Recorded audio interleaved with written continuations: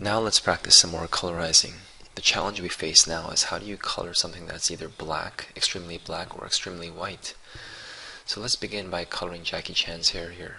We found a picture, we went file open, JackieChan.jpg, and I'm just going to quickly color his hair here. So I'm going to zoom in, Control plus, I'm going to slide up here a little bit. I'm just going to use the quick selection tool, press the square brackets to make this a bit smaller. See if I can do this at a decent level. So that's not too bad. I got his ear here, so I'm just going to press the hold down Alt to subtract away his ear. And this is close enough. If I had more time, I'd probably use the quick mask tool, but let's try colorizing this. Image, adjust, hue saturation. Have you memorized Control U yet? So here, the hue saturation, I'm going to try changing the hue. You can see it's only really colorizing the parts that are not completely black or completely white. It's not quite working the way I want it to. In this case, you want to override it by clicking on the colorize box here. The colorized box essentially, it might help even out all the colors if you're getting some kind of weird multicolor look. Not only that, you also have to make it a bit lighter.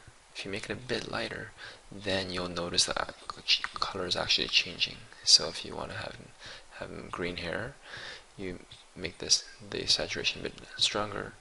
So you can see that when it's too dark, there's no change. However, if you make the blacks lighter, you actually start seeing the colors pop through. Now this is a bit strange and it doesn't look realistic, to be honest, once you change the lightness. So let me just show you another interesting technique here. Click on OK and Control D or deselect to get rid of that marquee shine. Another thing to play around with if you're dealing with colorizing and trying to match skin colors, and we'll look into this in a future video where we try to do face transplants, is to go to Image, Adjust, Levels. So not only should you try to match the hue saturation, you should also play around with the levels. Playing around with the levels is actually more realistic than playing around with the brightness. So the levels might actually impact the hair, and of course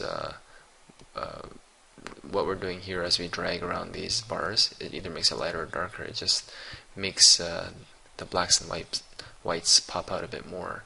Now we're affecting the entire layer with Jackie Chan underneath, so ideally you duplicate the layer so that we'd only affect the actual levels of the hair layer itself. Okay, let's practice one more time. If you want to colorize something that's completely black or white, we need to, we'll try it on his teeth because we're practicing white now. So I'm going to press the square brackets to make this a bit, select his teeth there. Looks like I have a little bit too much, so I'm going to press the Alt button to clean away his lips.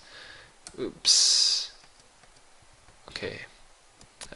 And then we're going to try colorizing, Control U. And you can see once again, actually this one's not too bad. This one just works right away. So if you want him to have yellow teeth, you can even make it a bit richer saturation wise, and you can even affect the levels. Image, adjust the levels, Control L, and you can play around with this just to make the teeth a bit darker. Click on OK, select, deselect, and let's zoom out a bit at 100%. That's what Jackie Chan looks like. And really, if we wanted to do the hair, we would right click, duplicate the layer before we changed anything, and we would actually modify the hair only on this layer. Alright, congratulations. You now have a little bit of practice with colorizing blacks and whites.